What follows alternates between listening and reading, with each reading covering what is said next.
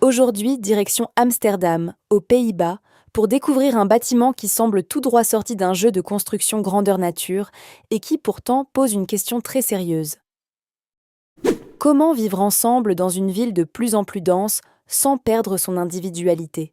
Ce bâtiment, c'est le Silodam, conçu par l'agence néerlandaise MVRDV. À première vue, difficile de comprendre ce que l'on regarde.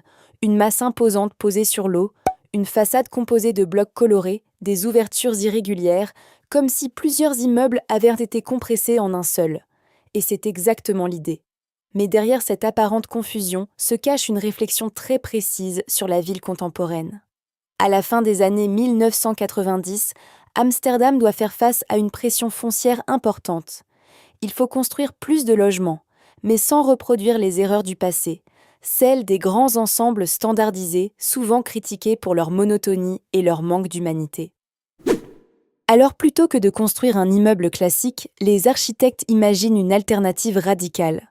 Un bâtiment qui fonctionnerait comme une ville miniature. Une ville verticale, dense, mais diverse.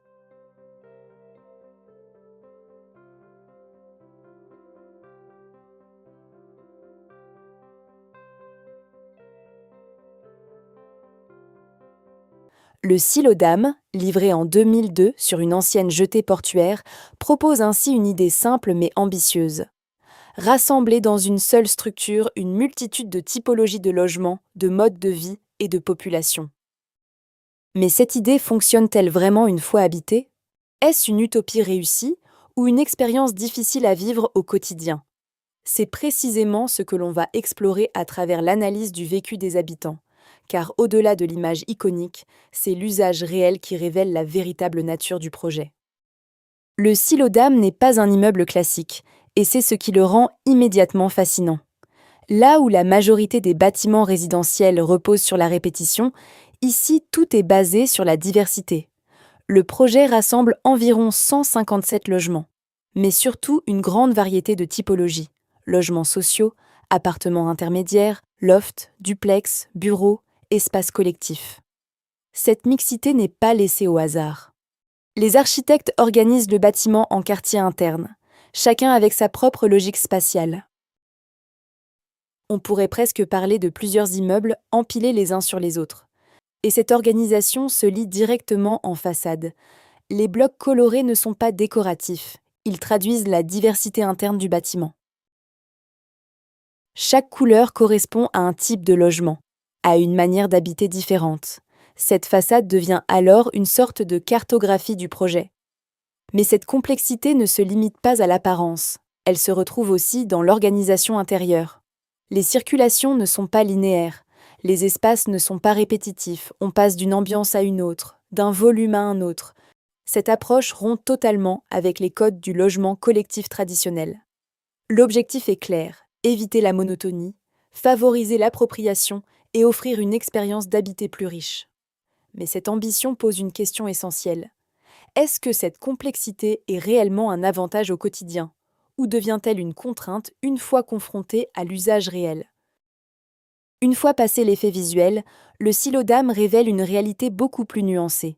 L'un des éléments les plus marquants est le contraste entre l'extérieur et l'intérieur.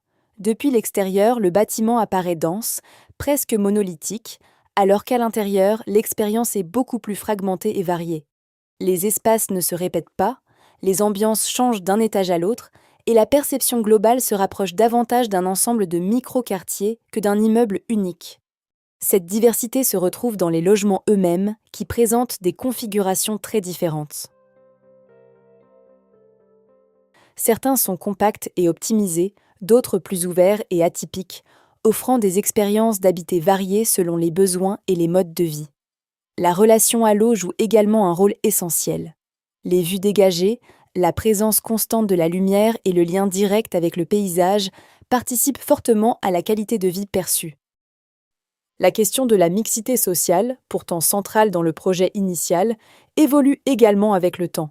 Même si différentes catégories de logements coexistent, des différences peuvent apparaître entre les zones du bâtiment, révélant les limites de l'architecture face aux réalités économiques et sociales. Malgré ces éléments, le Silodam conserve une identité forte et une capacité à créer un attachement chez ses habitants, notamment grâce à son caractère unique et à la diversité des expériences qu'il propose. Le silo d'âme n'est ni un modèle parfait, ni un échec.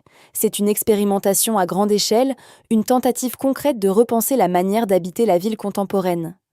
Les architectes proposent ici une approche qui accepte la complexité, valorise la diversité et considère le bâtiment comme un fragment de ville plutôt qu'un simple objet architectural.